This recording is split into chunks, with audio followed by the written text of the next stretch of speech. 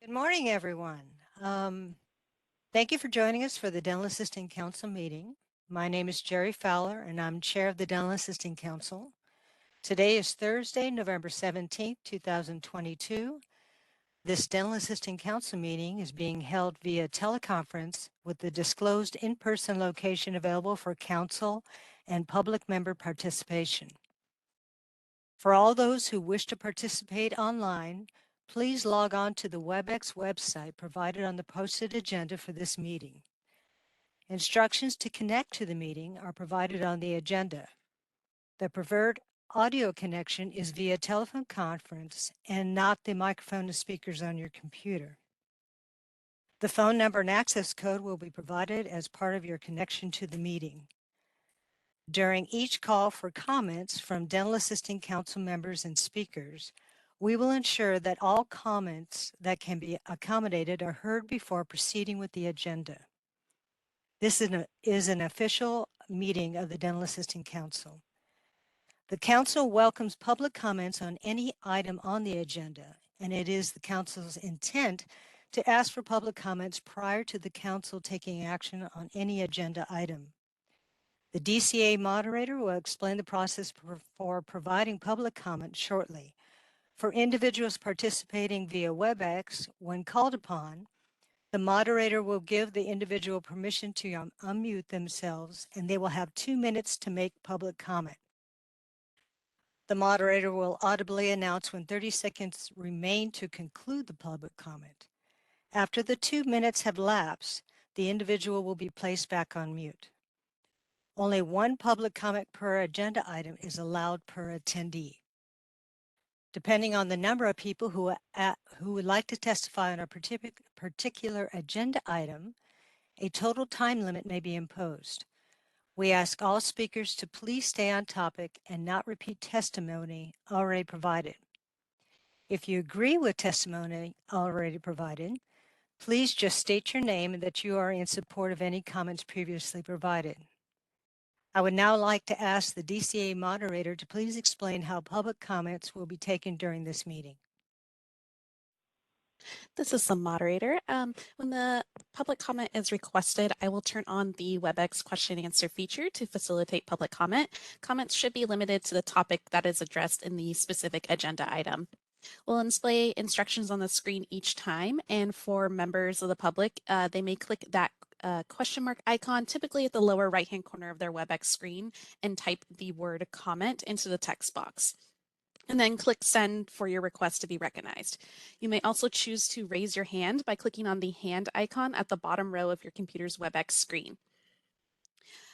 For audio-only participants, you can raise your hand by pressing *3 on your device.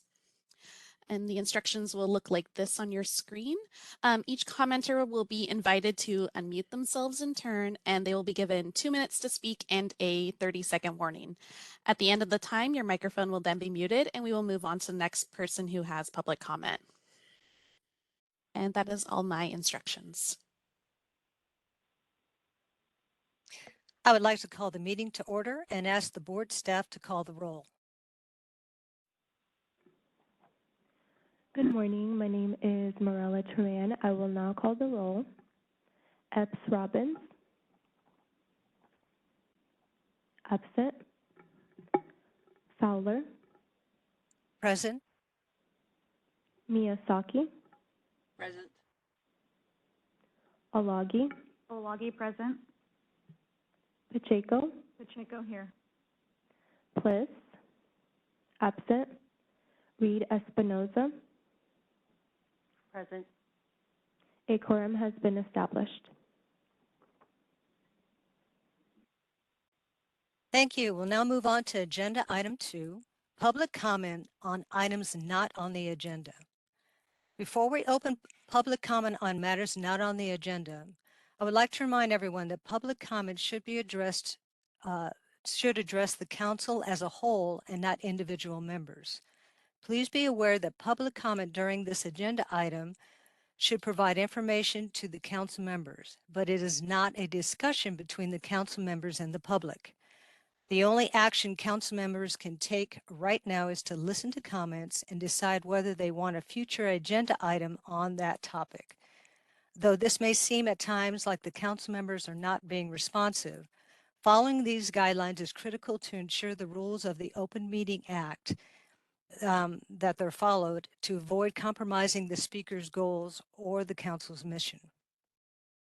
In the interest of time, as we've done in the past, we would like to request that public comments not repeat statements made by prior commenters. If you are in support of a statement made by a prior individual and your comments have already been made, please just state your name or association and your support for the previous commenter. Legislative hearings regularly use this practice as is a good way to ensure that we can hear from everyone today. Are there any in-person public comments?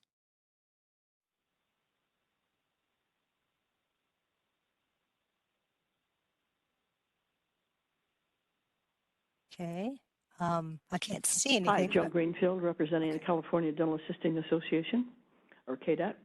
I'm here to let you know that the California Association of Dental Assisting Teachers has submitted an application to the Department of Healthcare Access and Information to put forth a health workforce pilot program, HWPP, to allow for the teaching of local anesthesia to the RDIEF.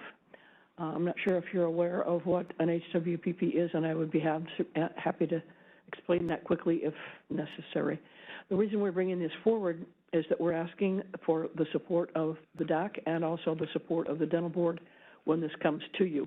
The application has been begun to be processed by the HWPP staff, and we don't know exactly when a copy would be given to the board. Typically, once they've checked and made sure all the questions are answered in the application, that they would bring that forward and present that to whatever board is in charge of those particular items. So we're here today to let you know that that's happening.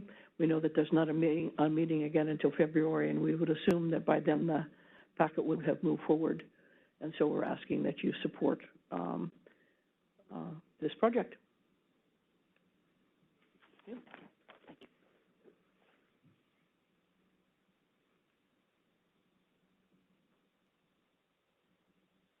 Okay. Are there any other public, or excuse me, yeah, in-person public comments?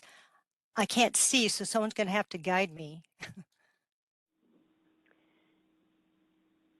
Chair Fowler, there are no more in-person public comments. Thank you. Are there any public comments from individuals participating via WebEx? DCA moderator, please facilitate the lines for public comment. This is the moderator, and at the direction of the council, I have opened up the Q&A feature for public comment. Members of the public, if you would like to make a comment for items not on the agenda, please click the Q&A icon located at the bottom right-hand corner of your WebEx screen, or use the raise hand function. And audio-only participants can raise their hand by pressing *3 on their device. I'll pause a moment to allow the public time to access the Q&A feature and submit their requests.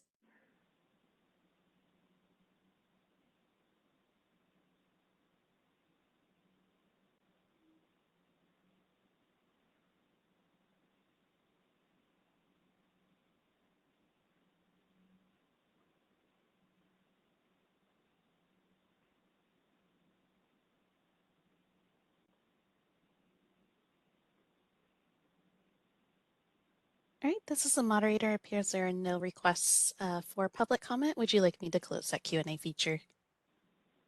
Yes, please. Thank you. We will now move on to agenda item 3, discussion and possible action on the August 25th, 2022 meeting minutes. Is there any council member discussion?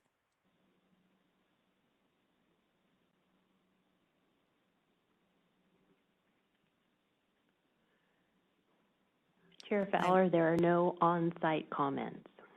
All right, and I'm not seeing anybody online. Okay, so is there a motion and a second? Please state your name and the motion or second. Motion to approve the minutes as written. Pacheco. Olagi, second. Okay, so the motion is to approve the minutes as is, with Ms. Pacheco motioned, Ms. Alagi seconded. Are there any in-person public comments? There are none, Chair Fowler. Are there any public comments from individuals participating via WebEx? DCA moderator, please facilitate the lines for public comment. This is the moderator, and at the direction of the council, I have opened up the Q&A feature for public comment. Members of the public, if you would like to make a comment on this item, please click the Q&A icon located at the bottom right-hand corner of your WebEx screen or use the raise hand function. And I'll pause a moment to allow the public time to access the Q&A feature and submit their requests.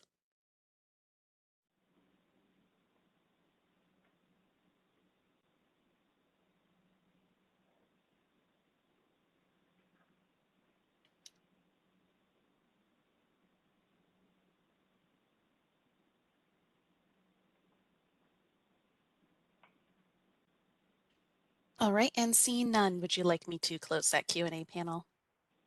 Yes, please. Thank you.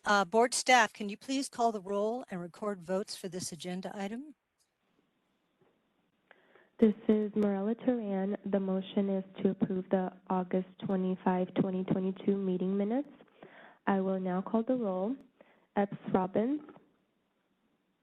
Absent. Fowler. Aye. Miyazaki. Miyazaki, aye. Alagi. Olagi, yes.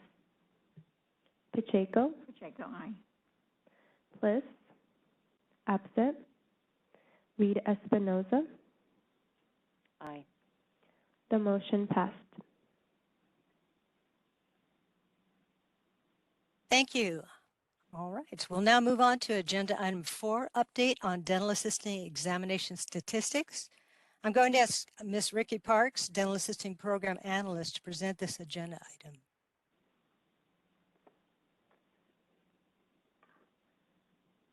Good morning, Chair Fowler and members of the committee.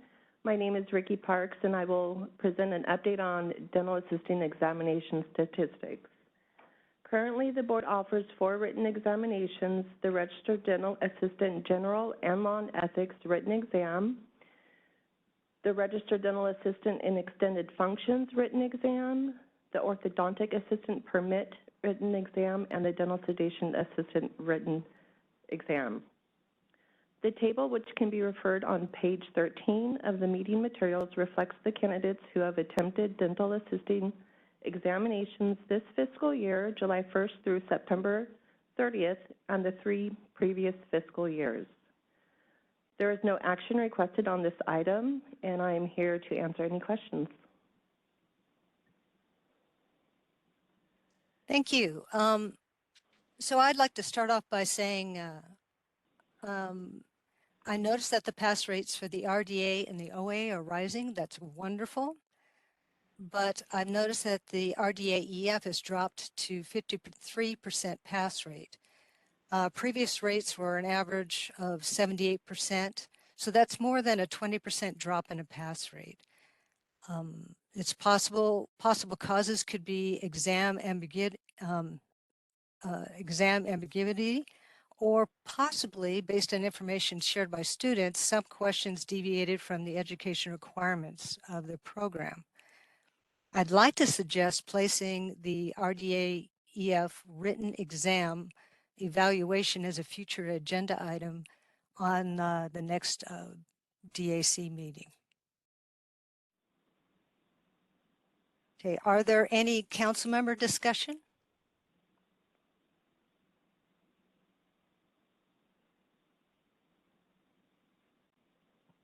Reed Espinoza, I agree.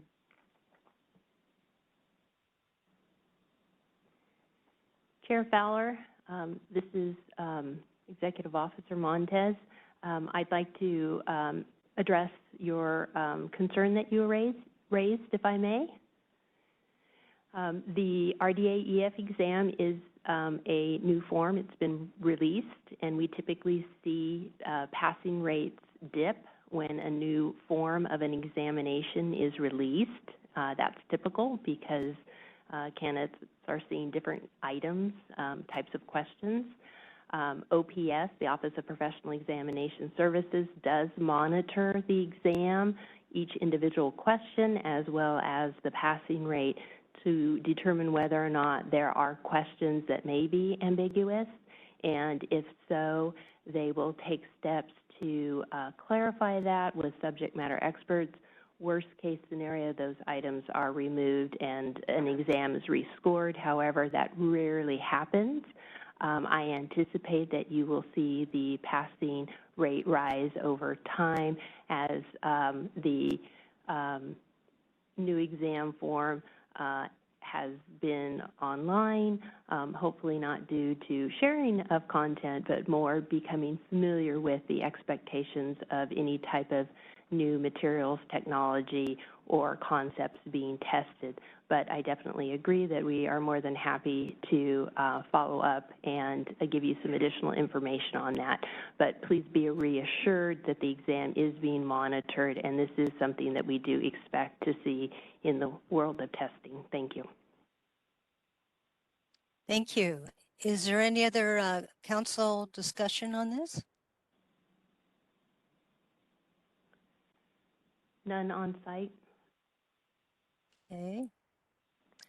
And I'm not seeing any hands up. Is there any in-person public comments?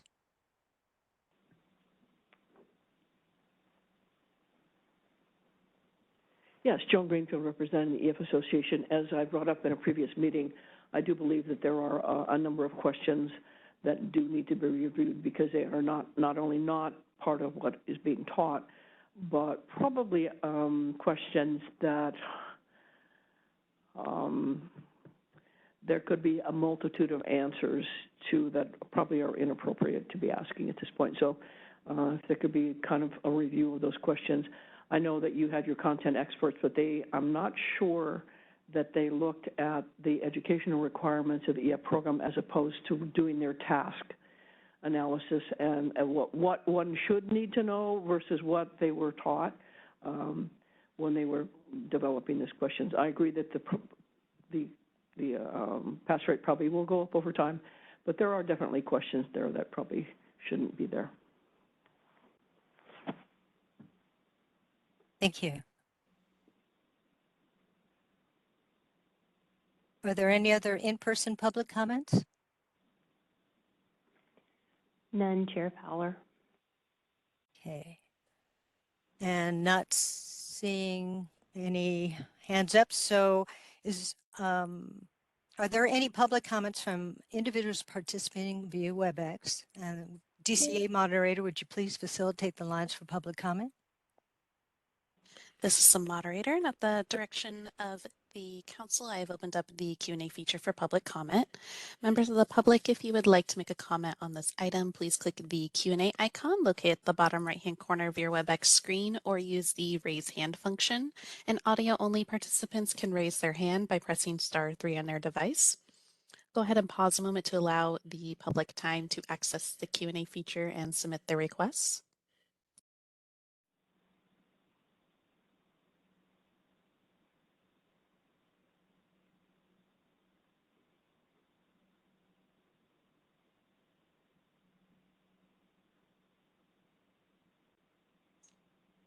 All right, and seeing none, would you like me to close the Q&A feature? Yes, please. Okay, we will now move on to agenda item 5, update on dental assisting licensing statistics. I'm going to ask Paige Regali, licensing and examination unit manager, to present this agenda item.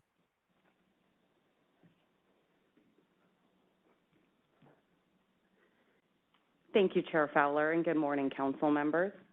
My name is Paige Regali. I'm the License and Examination Unit Manager at the board, and I will be presenting agenda item 5, which begins on page 15 of your meeting materials.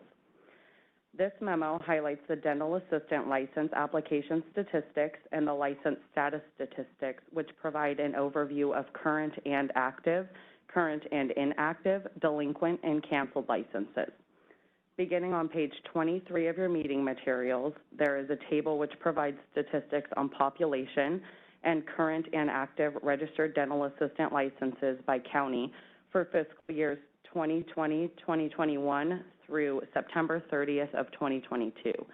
Modoc County has the highest population per RDA, and Alpine County has the lowest population per RDA. There is no action requested, and this concludes this agenda item. Thank you. Thank you. Is there any council member discussion?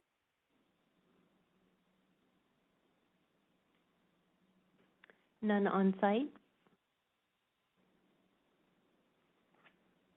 Okay, I'm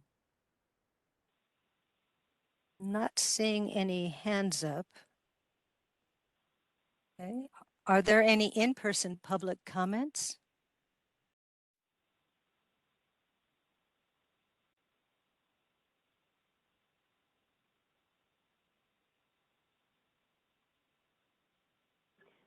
No, there are none. Thank you. No. Are there any public comments from individuals participating via WebEx? DCA moderator, will you please facilitate the lines for public comment? This is the moderator, and at the direction of the council, I have opened up the Q&A feature for public comment. Members of the public, if you would like to make a comment on this item, please click the Q&A icon located at the bottom right-hand corner of your WebEx screen or use the raise hand function. And audio-only participants can raise their hand by pressing *3 on their device. I'll pause a moment to allow the public time to access these features and submit their requests.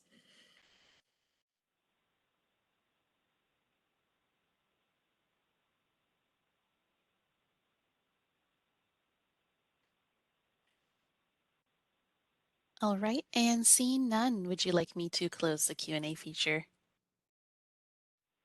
Yes, please.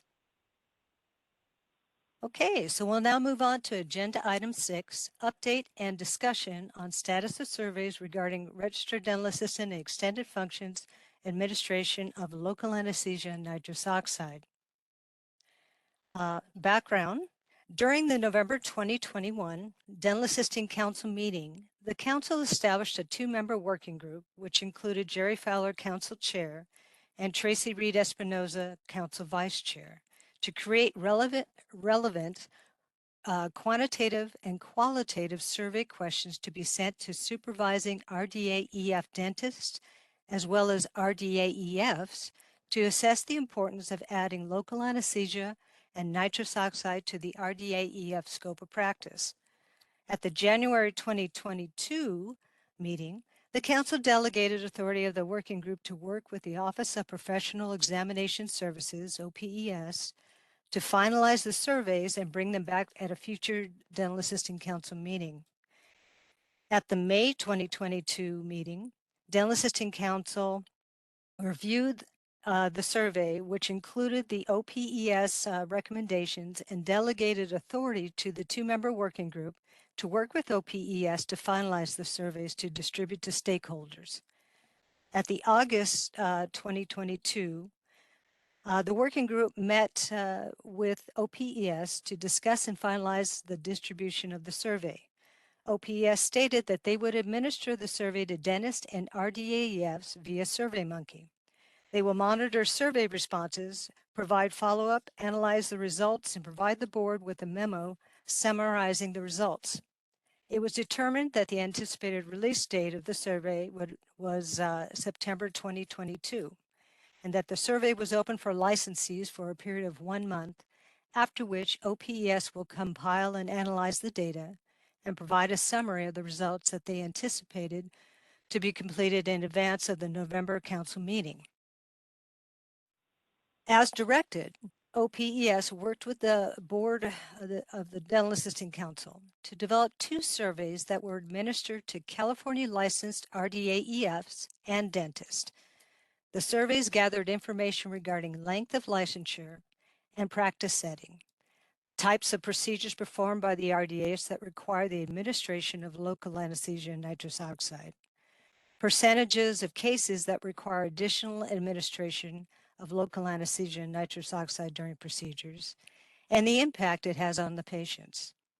The surveys also included questions that asked RDAEFs and dentists how expanding scope of practice for RDAEFs to include the administration of local anesthesia and nitrous oxide would impact patients and the delivery of dental health services, and whether responding practitioners supported this expanded scope if required additional education and training.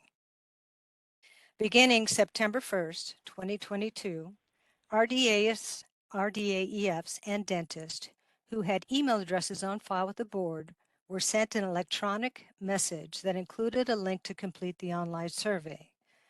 Practitioners who did not have an email on file were sent a letter containing information on how to access the survey. In addition, the board advertised the survey on its website.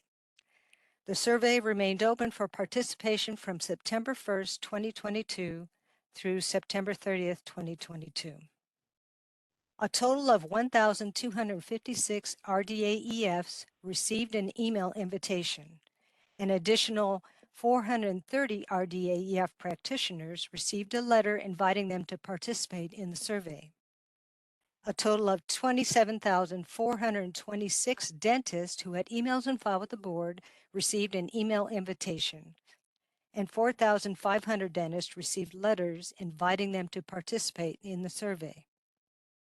Of the 1,686 emails and letters sent to RDAEFs, 790 responses were received, for a response rate of 47%.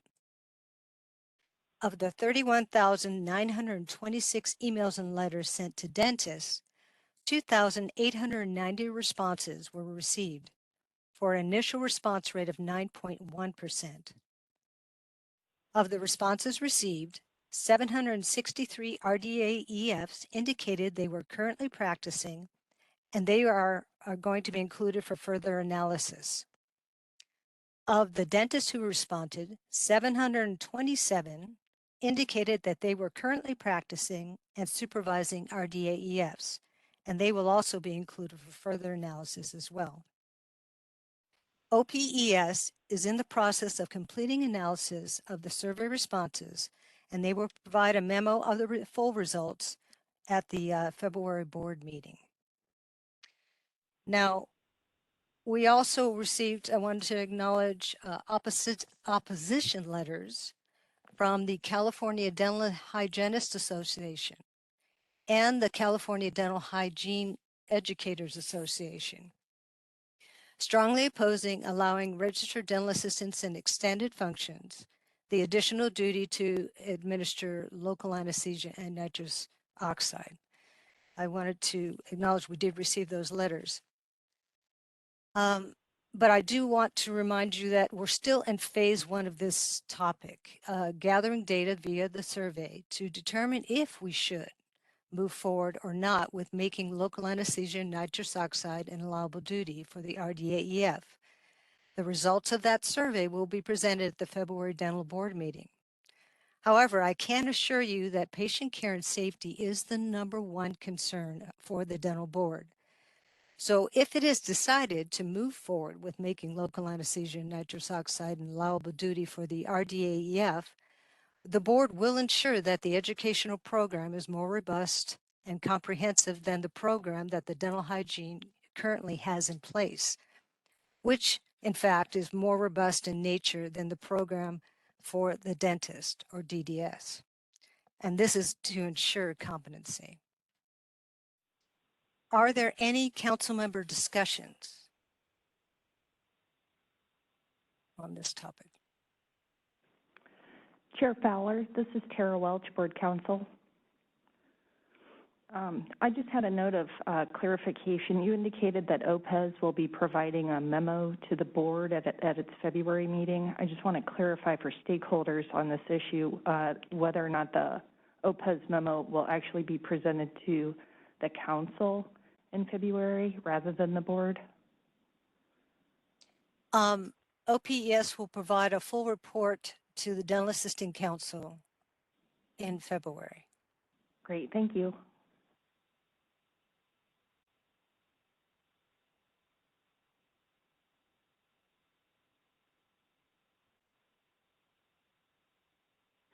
Chair Fowler, no other on-site committee comments. Okay. Not seeing any hands up. Are there any in-person public comments?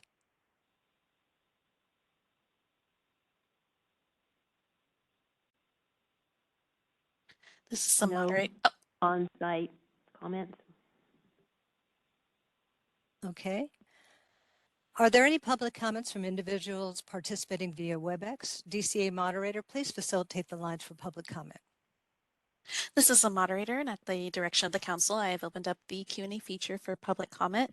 Members of the public, if you would like to make a comment on this item, please click the Q&A icon located at the bottom right-hand corner of your WebEx screen or use the raise hand function. And audio-only participants can raise their hand by pressing *3 on their device. And it does look like we do have one request for comment from Leela Zaranaman.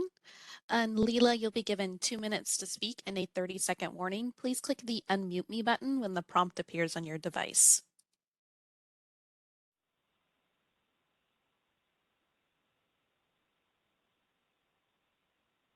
Hello.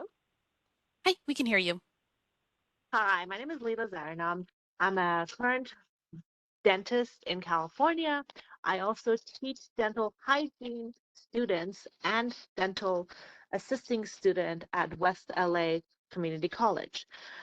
My biggest concern about this agenda is the fact that the dental hygiene students go through rigorous training, not only the administration of anesthesia, which is a class I actually do teach, but they also, before they get to that class, they have to take dental anatomy, they have to take medical emergencies, they have to take about a year's worth of classes full-time to be able to get to us, for us to go through the anesthesia and nitrous administration. To be honest with you, they're one class. And it is the class that most of our students who have the background struggle with the most, despite the fact of having a lot more one-on-one training. Our staff is 7-to-1, where we train them, and that is the class that holds most of our students back. At the end of the day, even the hygienists don't always have the background to grasp the idea and the importance of what is going on. My fear is the fact that the dental assistant students will not have that background information and might not have the 30 seconds. one-on-one training to be able to administrate safely the anesthesia. Thank you. All right, this is a moderator. It looks like we have another request for public comment from Melissa Fellman. And Melissa, you'll be given 2 minutes to speak and a 30-second warning. Please click the unmute me button when the prompt appears on your device.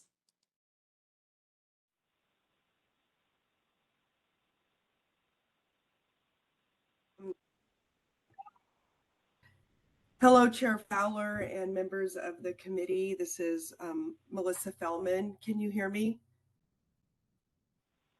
Hopefully you can.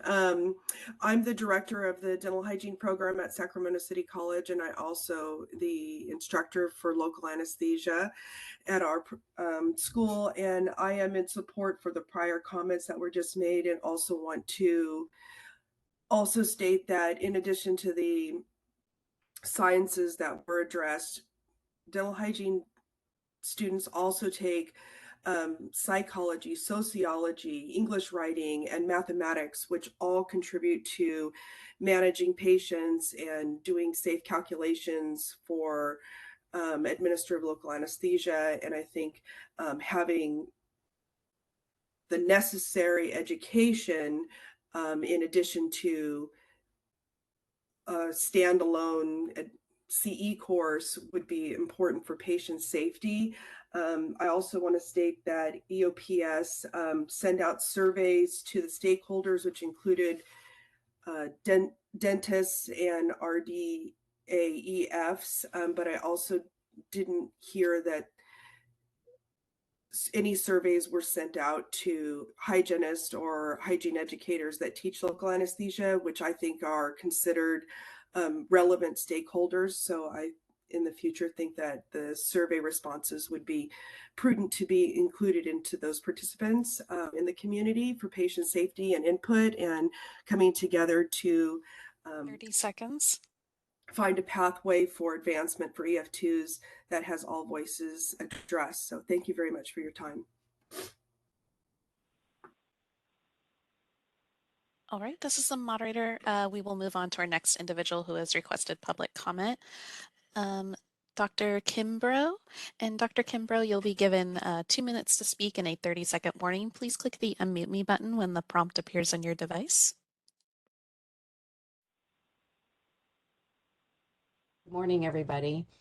I am the program director at Taft College, and I also am the owner and provider for the anesthesia course for out-of-state hygienists under Purple Pen Seminars. And I'll speak on that behalf.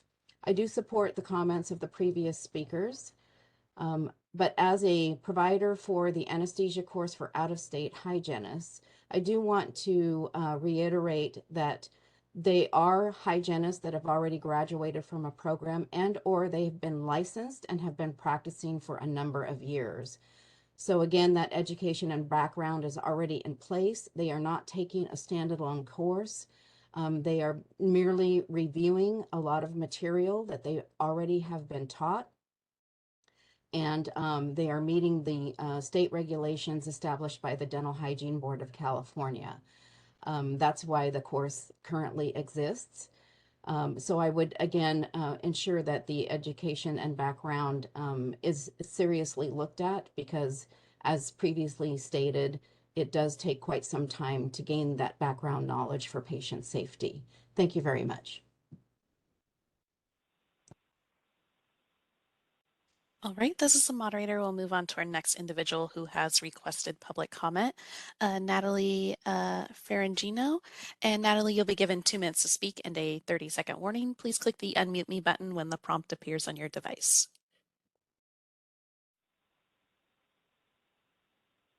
This is Natalie Ferrigno. I am a dental hygienist in alternative practice. I am also an educator at West LA College. I happen to be the instructor who teaches head and neck anatomy to our students. I am also the lead instructor of our pain control and sedation course. Prior to being a hygienist, I was a dental assistant, an RDA.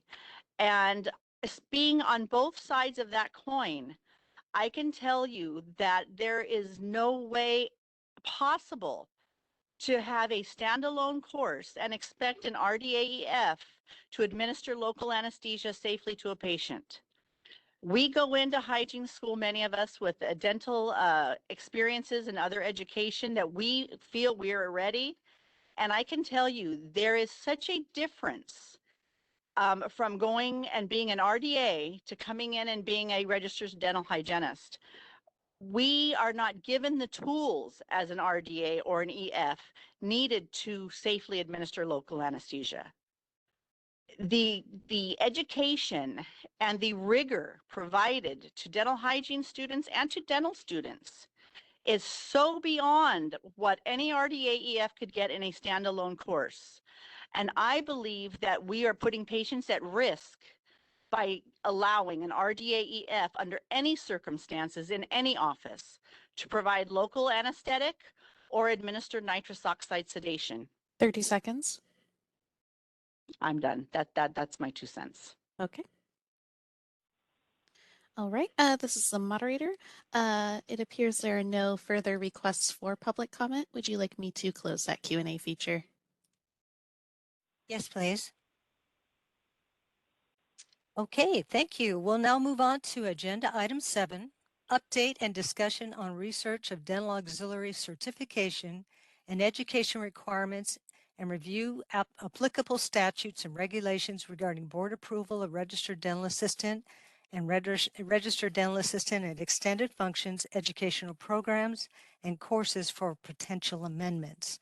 And I'm going to ask members Joanne Pacheco and Kara Miyazaki to present this agenda item. Joanne, is it okay if I go ahead and?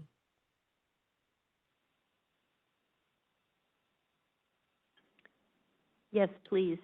Okay, great. In an effort to determine if other states require certification / licensure for dental assistants and/or educational requirements, 8 questions were developed and sent out to all the dental boards in the U.S., inquiring whether the state certifies or licenses dental assistants and/or require educational requirements. We received some responses back from approximately 17 or so states, but we're still waiting for more responses. Before the next Dental Assisting Council meeting in February, the data will be aggregated and the report will be presented at the February Dental Assisting Council meeting. And that ends my report.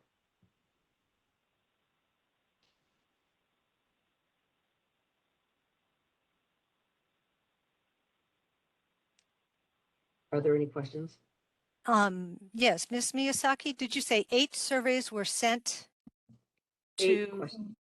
8 questions were developed. So we developed 8 questions asking about certification and licensure and educational requirements. And the 8 questions were sent out to all the dental boards via email. And I'd like to thank Joanne for doing that. I was terribly sick around the time that this was happening.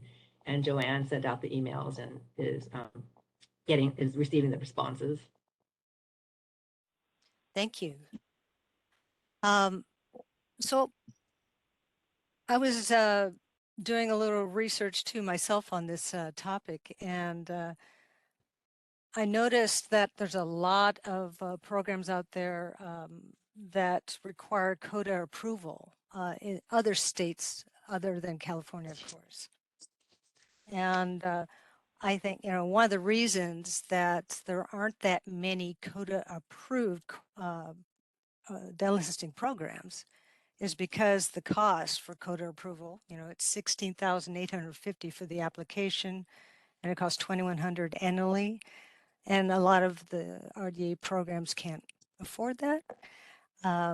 So I am very much, though, looking forward to hopefully working with the Dental Assisting National Board to get reciprocity and make it so we're a little more fluid. I would love, like I said, I'd love to see California, as well as the rest of the United States, you take these licensures that you have that you worked so hard to get, and that you could be a little more transportable. Kara, you have a question?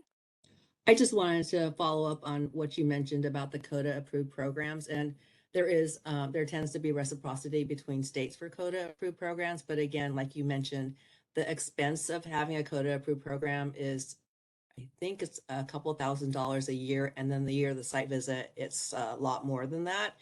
And the institution has to be accredited by Western Regional, something sort of, they have to also be accredited. So it's not something that's, I know it's been brought up in the dental board meetings in particular, that we should have all dental assisting programs CODA approved, but in California, that would just wipe out many programs like the ones that are taught in the high schools and other programs, just because it's not possible for all dental assistants. And there's so many different kinds of dental assisting programs in California.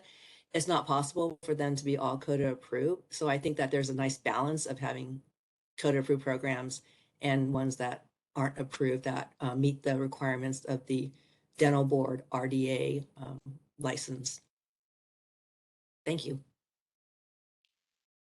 Thank you, and I agree. Is there any other council member discussion on this agenda item?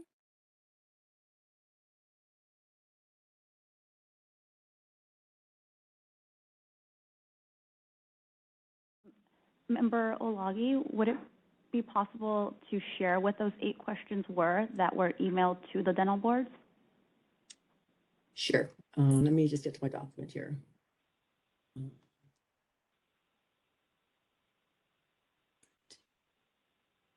Hang on. If you could just hang on just a moment. Sorry.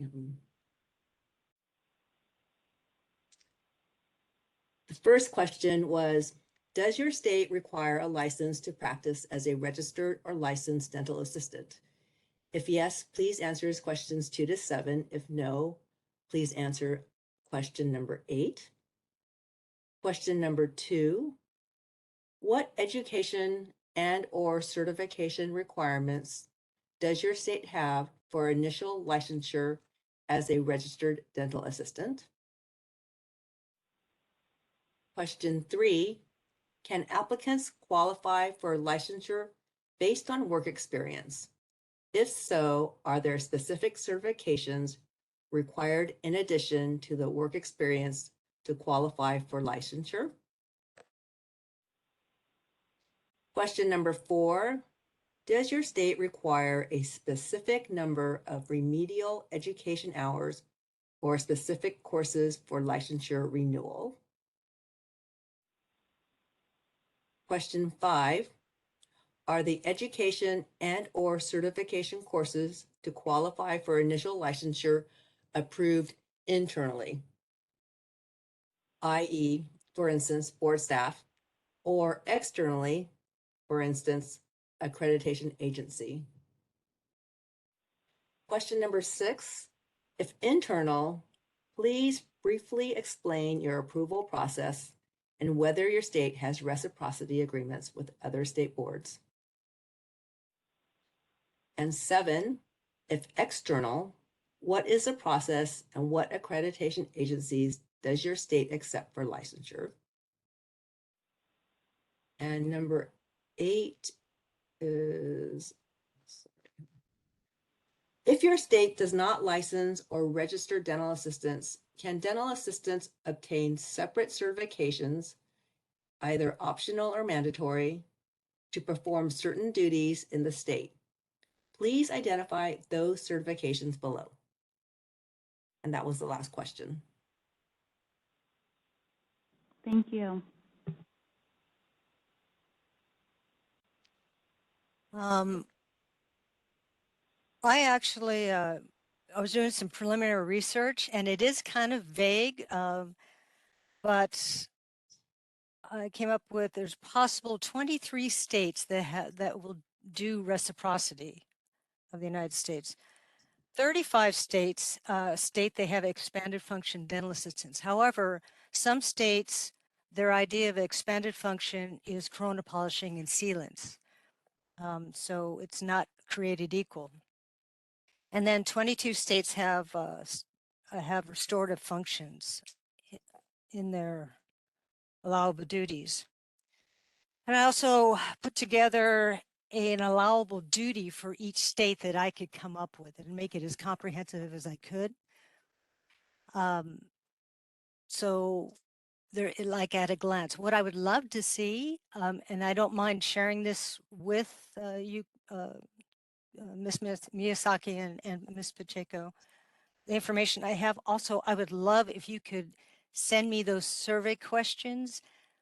I'd like to present that at the dental board meeting tomorrow.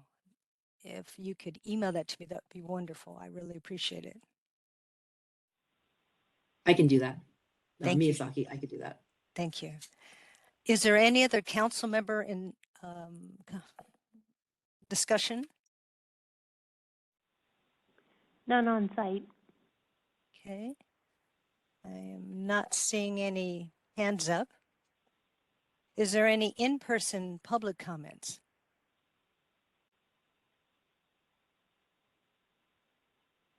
Yes, we have one. Yeah, Joan Greenfield. I'm just representing myself in this comment. I taught at Sacramento City College in the dental assisting and dental hygiene program for 40 years. And during that time, went through 7 CODA accreditations. And I'm sure Ms. Pacheco could appreciate that, knowing the phenomenal amount of things that you have to present to them. We used to have to drag all the booklets in a little red wagon because they were stacked as high as you could go. But the reality is the actual requirements for the content of classes and the questions you had to ask about the content of classes was very small. In comparison to what's required by the Dental Board of California for courses, whether it's an RDA program or individual certification classes, your requirements are 500% more requirement on information and what's going to be taught. So in regard to looking at various ways to make this more portable, California is probably, I would say, looking at other states, the leader in requirements for education and required information in order to offer those. Even the Dental Hygiene Board of California doesn't nearly require the kind of information that the board does in order to offer these courses. So it's something to be proud of for California, but also to take a look at that we're kind of way ahead of a lot of other states in what's required. Thank you.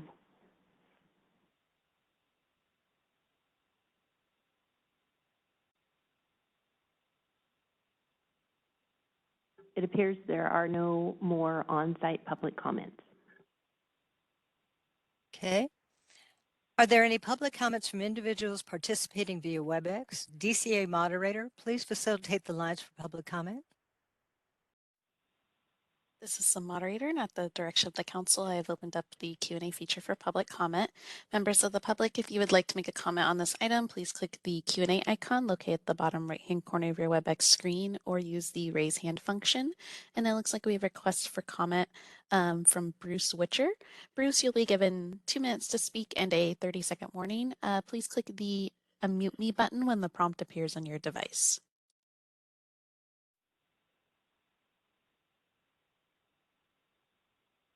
Observations. Having surveyed dental boards in other states on other topics, they're very busy and you're not going to get a high response rate from them. And so that is probably not going to be as productive as you would really like.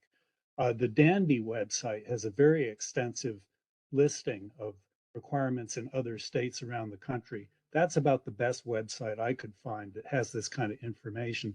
Other than that, you have to kind of go state by state, looking at their individual practice acts, and it helps to make some sort of a grid that allows you to classify these, because it is pretty extensive.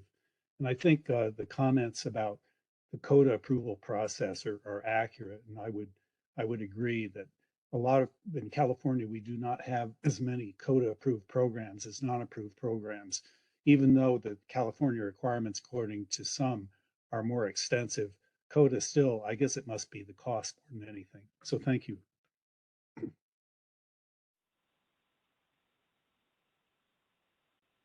All right, this is the moderator. Appears there are no further requests for public comment. Would you like me to close that Q&A panel? Yes, please. Okay, we'll now move on to agenda item 8, discussion and possible action on legislative proposal to amend Business and Professions Code, Section 1750, regarding unlicensed dental assistant requirements to perform basic supportive dental procedures. I'm going to ask David Bruggerman, Legislative and Regulatory Specialist, to present this agenda item. Thank you, Chair Fowler, and hello to all of the council members. I am David Bruggerman. I'm a Legislative and Regulatory Specialist with the Board. I'm going to discuss the memo that can be found on pages 29 and 30 of the meeting materials, and the specific legislative proposal that we're asking that the council discuss and consider has to do with revisions to Section 1750 of the Business and Professions Code, specifically Subdivision C, which sets requirements for the employer of an unlicensed dental assistant to verify course completion for that dental assistant within a specified time frame. There's two different counters, so to speak, that are involved there. Let me simply read the section as it's currently written. And it says that the employer of a dental assistant shall be responsible for ensuring that the dental assistant who has been in continuous employment for 120 days or more has already successfully completed or successfully completes all of the following within a year of the date of employment, and then it proceeds to list the particular courses that are required. Based on our review of the law and the feedback and some questions that we have received, we believe that there is some ambiguity with the 120-day requirement as it's currently written, and we would like the council to consider the possibility of changes to the legislation in order to eliminate that ambiguity. I mean, it could be assumed that the two counters, the 120-day period and the 1-year period, start at the same time, the first date of employment. But as currently written, you could have scenarios in which an unlicensed dental assistant could work for a series of temporary periods where they never really trigger that 120-day mark, even though they may work for an employer for an extended period of time. And so we have a proposed clarifying language, which you'll find on page 30, and we actually have some tweaks to what is currently written in the memo that Counsel Welch will assist me in making sure that you understand. We've provided suggested language on page 30 that would state, that would revise the subdivision to read as follows: that the employer of a dental assistant shall be responsible for ensuring that the dental assistant who has been, and we're striking out in continuous, so it would read that the dental assistant who has been employed with that employer for 120 days or more has already successfully completed or successfully completes all of the following, and this is a change that we would like to make to what's written in the memo, all of the following courses within a year of the date of employment. And we're adding another sentence there that would state that the date of employment shall be the first day for counting both the 120-day and 1-year requirements described in this subdivision.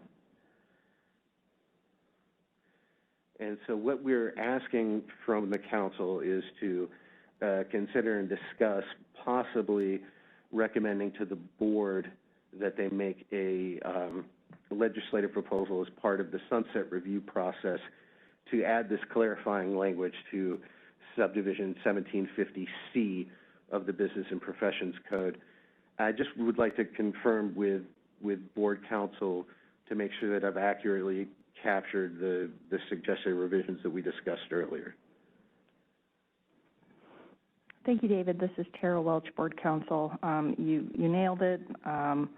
On page 30 of the meeting materials, in proposed subdivision C, line 4, after all of the following, insert the word courses for clarity, because since now we're adding a new sentence after what normally follows a colon, where the courses are actually listed. We've got this intervening sentence now, so we just want to make sure that applicants understand that they have to complete all of the following courses that will then be listed.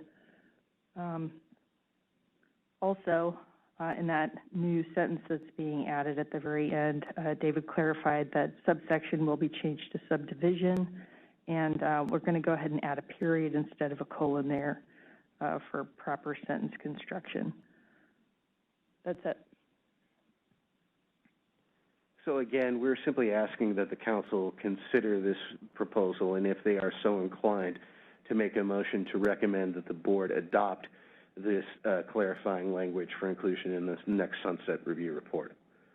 And so at this point, I'm finished with my briefing, and we would welcome any questions that the council may have.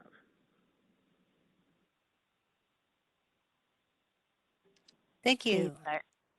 Excuse me, Chair Fowler, I would just like to elaborate. In my short period of time in this position, I've had 3 inquiries requesting clarification on this. So that's why I had asked the team to research this and bring this forward to the council. Okay. I have a question, and maybe I'm totally off base on this. Hopefully you can let me know.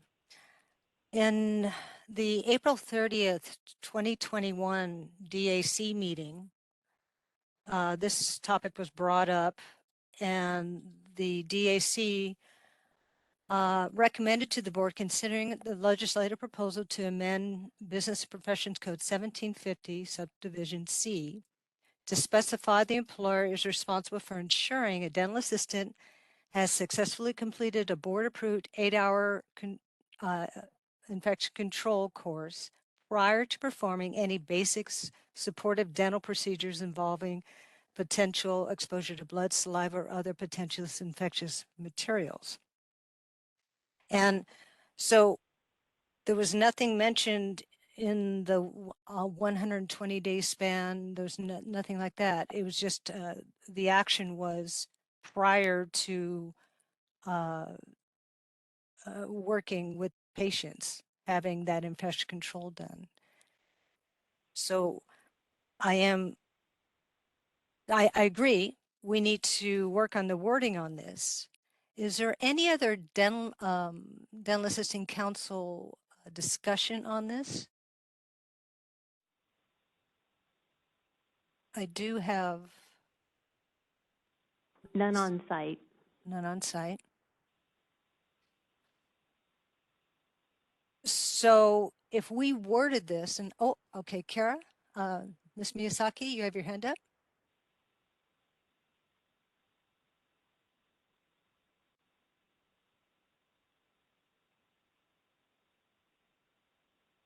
I just wanted to know if this was an option to discuss that, what you just mentioned at this time or not. Yes. You have thoughts? Go ahead and share with us. I agree with what you're saying that I believe I was at that meeting too at the same time, and that was what the Dental Assisting Council had desired, to change that language. And so I'm wondering if this is a topic, if we can actually change the language for this. Is that what is being proposed right now? To what you mentioned, the instead of the 120 days up there before performing basic supportive patient care procedures. I have a suggestion on possible wording.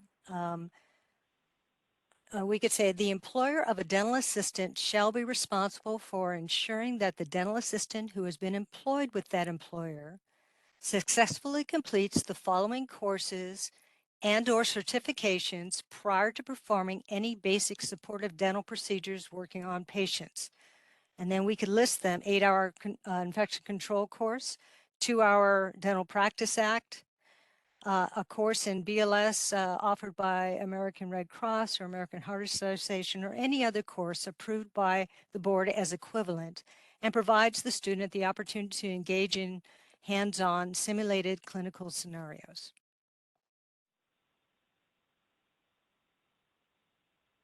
Ms. Miyazaki?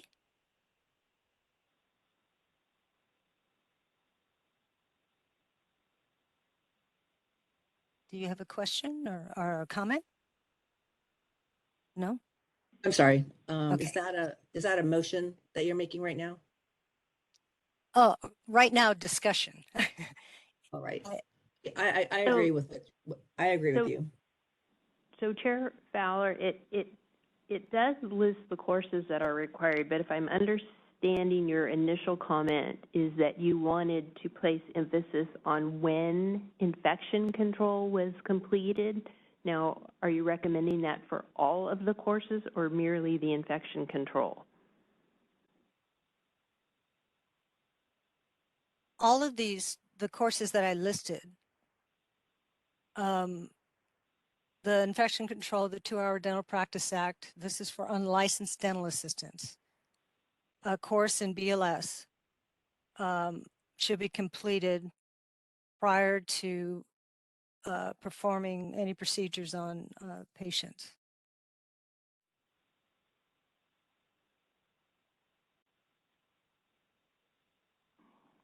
This is Tara Welch, Board Counsel. So I'm taking a look at what the DAC reviewed at the April 2021 meeting, and it's a lot different than what you have before you right now. And trying to add language that we can't see, I think is very difficult for everyone to quite understand what the changes are going to look like. So I would recommend that the council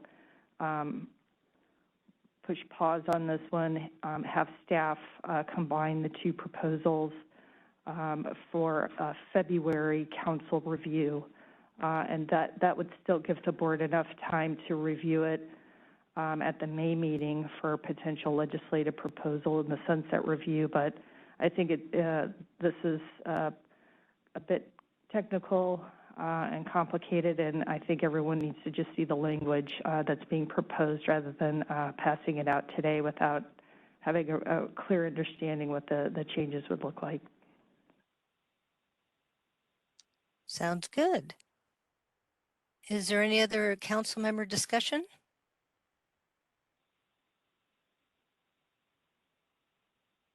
None on site. Okay, and I'm not seeing any hands up.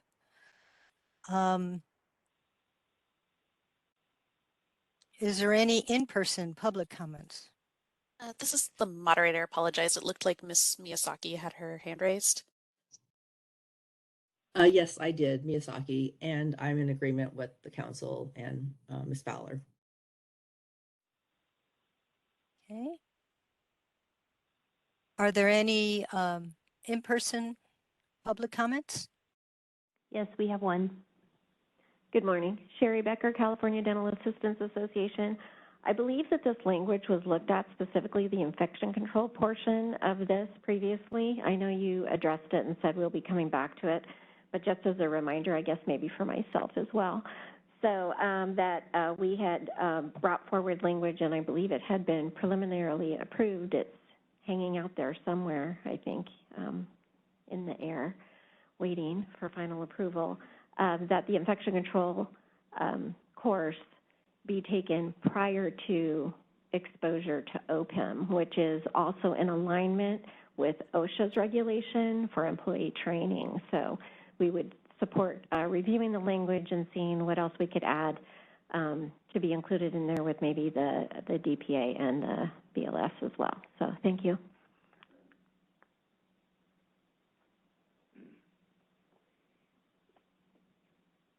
Melody Randolph, representing the California Association of Dental Assisting Teachers. And it's also my distinct recollection that not only did the DAC talk about this topic, and again, infection control courses and certification prior to potential exposure to OPIM, but that it was brought to the dental board, and the dental board unanimously voted to approve that. So that's my distinct recollection, that it wasn't just discussed at the DAC, but it was brought to the dental board and was approved. Thank you. Thank you. I have some homework to do.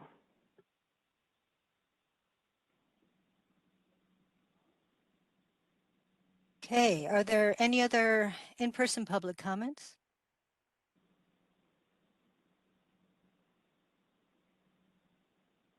None.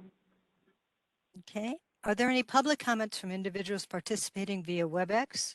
DCA moderator, please facilitate the lines for public comment. This is a moderator, and at the direction of the council, I've opened up the Q&A feature for public comment. Members of the public, if you would like to make a comment on this item, please click the Q&A icon located at the bottom right-hand corner of your WebEx screen, or use the raise hand function. It looks like we do have a couple individuals who have requested public comment. I'll go in the order that they appeared. So first we have individual logged in as Colleen. Colleen, you'll be given 2 minutes to speak and a 30-second warning. Please click the unmute me button when the prompt appears on your device.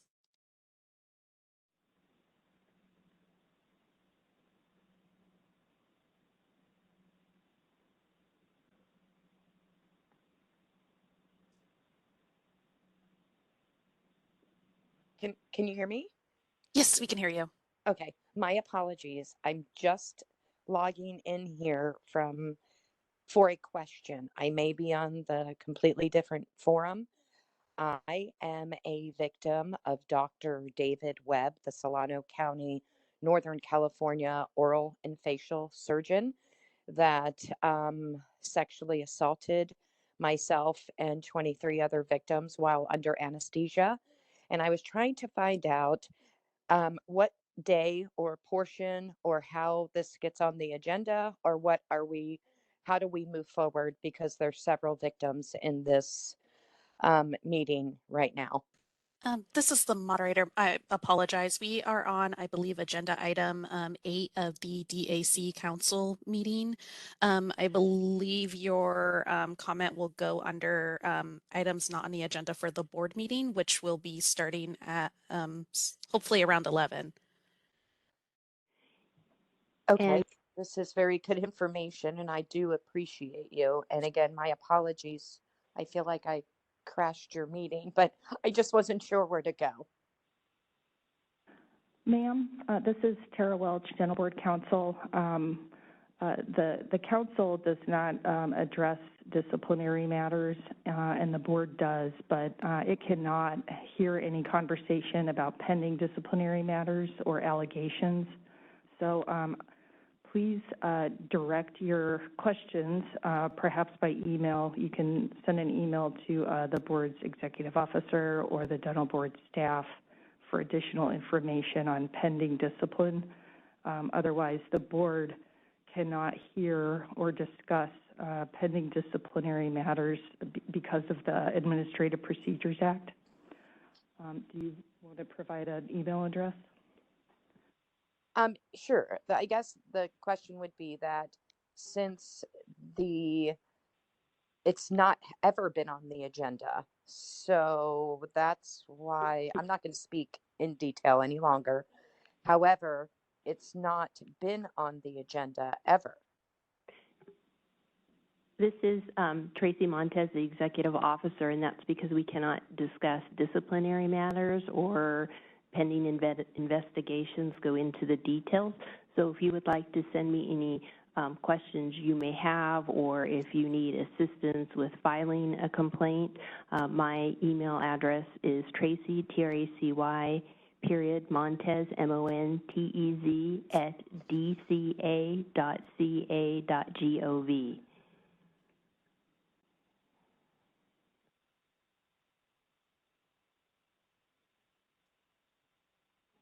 Okay. And what am I to do with that?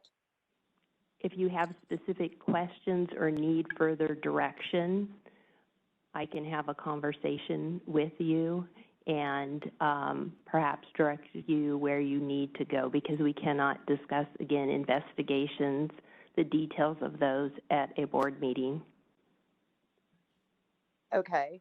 Can I get your email address one more time, please? My apologies. That's okay. It's my name, Tracy, T-R-A-C-Y, period, Montez, M-O-N-T-E-Z. Okay, it's just too fast. Hold on one second. Tracy dot, go ahead. Montez, M-O-N-T-E-Z, at dca.ca.gov. Okay. Tracy dot, M-O-N-T-E-Z, at dca dot ca.gov. Okay, and I'm going to send you an email, and it may come in as traveling mommy, just because of military, it may come in that way. And then you would be able to reach out to me via telephone? Yes, I can give you a call as needed. Thank you. Moderator, would you please go to the next comment? All right, this is the moderator, and we will move on to our next individual who has requested public comment. Individual identified as Bruce Witcher. Bruce, you'll be given 2 minutes to speak and a 30-second warning. Please click the unmute me button when the prompt appears on your device. Good morning, Bruce Witcher, CDA. I'm a little unclear as to what I'm commenting on here, because I'm hearing that this will need to come back to a future meeting. However, I would like to just point out a couple of things. I can understand the intent of providing some infection control training prior to patients being seen in an office. However, I think it's going to be very difficult to get a new assistant who has not really had any prior experience through the 8-hour course in any meaningful way. I would support the idea of some basic bloodborne pathogen and OSHA training initially to get them familiar with those concepts, but to put them right into the 8-hour course, I don't think is going to be beneficial. And so I think you should look at this a little more carefully and the practical implications of actually implementing this so it doesn't become a barrier to entry of new hires into the workforce. Thank you.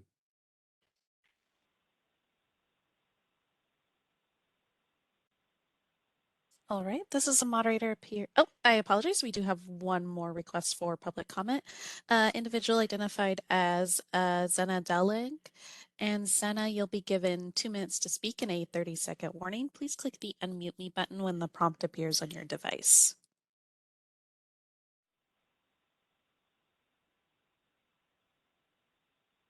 I'd like to make a comment that I do support Jerry Fowler's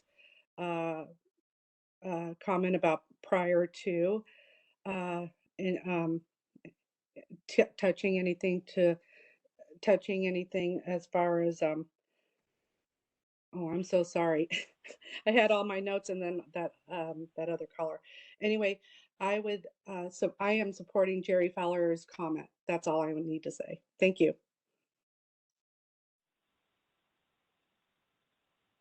All right, this is the moderator appears that was our last individual to request public comment. Would you like me to close that Q&A panel? Yes, please. Okay, so we will discuss this agenda item at the February board meeting. And just to bring it around circle again.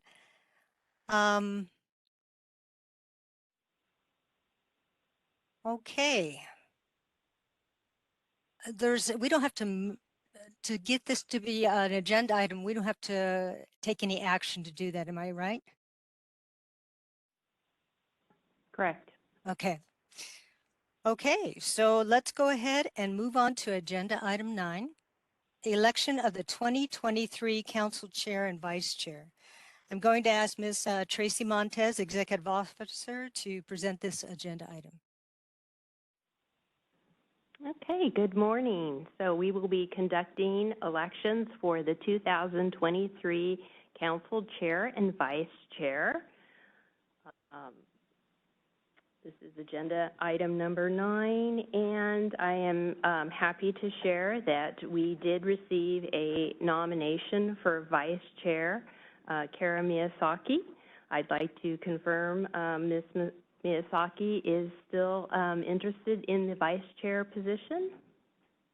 Miyazaki, yes, I am. Thank you. Thank you. I'd also like to ask at this time if there are any further nominations for the vice chair position. I see and hear no other nominations, so I would like to see if there is any discussion, and if not, may I get a motion for the nomination of Kara Miyazaki as Vice Chair of the Dental Assisting Council. Olagi, motion for Kara Miyazaki to be the Vice Chair of the DAC. And a second, please. Pacheco, second. Is there, thank you. Tara Welch, Board Counsel, just for clarity's sake, the motion is for nominating Ms. Miyazaki for 2023 Vice Chair. Okay, thank you. Correct, yes, thank you. Nominating for 2023 Chair, Vice Chair. And second, Pacheco. Thank you. Is there any public comment on the nomination? Yes, Tara. My point was just to clarify that it was for 2023, not just forever. But you're right. It's appointing Ms. Miyazaki as Vice Chair for next year. Thank you. Any other public comment? May we have a roll call vote on the motion to appoint Kara Miyazaki for the 2023 Vice Chair Council? Ms. Montez, I apologize. We didn't take public comment from WebEx. Thank you. Let me go ahead and do that real quick. At the direction of the council, I have opened up the Q&A feature for public comment. Members of the public, if you would like to make a comment on this item, please click that Q&A icon located at the bottom right-hand corner of your WebEx screen, or use the raise hand function. I'll pause a moment to allow the public time to access those features and submit their requests.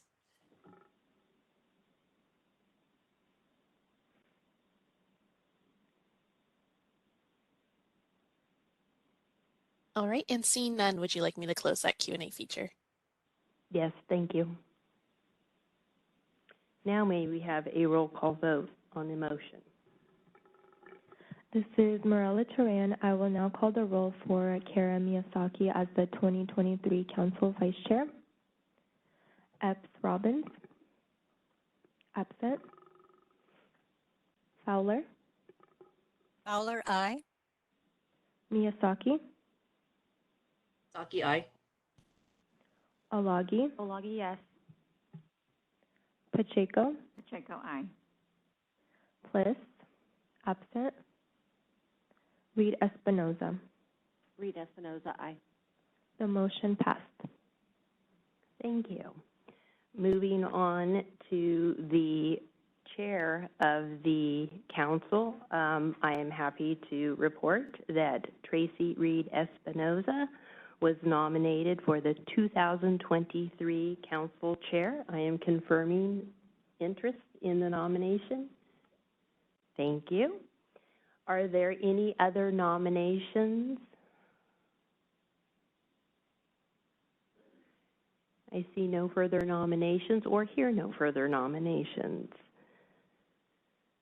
Is there any discussion? If not, may I have a motion to support the nomination of Ms. Tracy Reed Espinoza for the 2023 council chair position? This is Jerry. Go ahead, Jerry. I'll do the second. Go ahead. Okay. Jerry Fowler, motion to appoint Tracy Reed Espinoza for 2023 chair of the Dental Assisting Council. Olagi, second. Is there any on-site comment on the motion? Moderator, comments off-site? This is the moderator, and at the direction of the council, I have opened up the Q&A feature for public comment. Members of the public, if you would like to make a comment on this item, please click the Q&A icon located at the bottom right-hand corner of your WebEx screen or use the raise hand function. I'll pause a moment to allow the public time to access these features and submit their requests.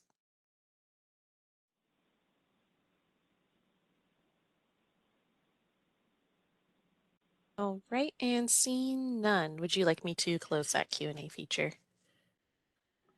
Yes, please. May we have a roll call vote on the motion to appoint Tracy Reed Espinoza to the 2023 council chair? This is Morella Turan. I will now call the roll for Tracy Reed Espinoza as the 2023 council chair. Epps Robbins. Absent. Fowler. Fowler, aye. Miyazaki. Miyazaki, aye. Alagi. Olagi, yes. Pacheco. Pacheco, aye. Bliss. Absent. Reed Espinoza. Reed Espinoza, aye. The motion passed.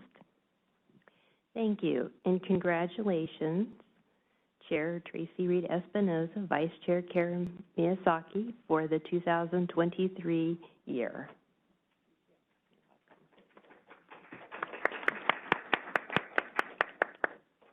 And that concludes this item.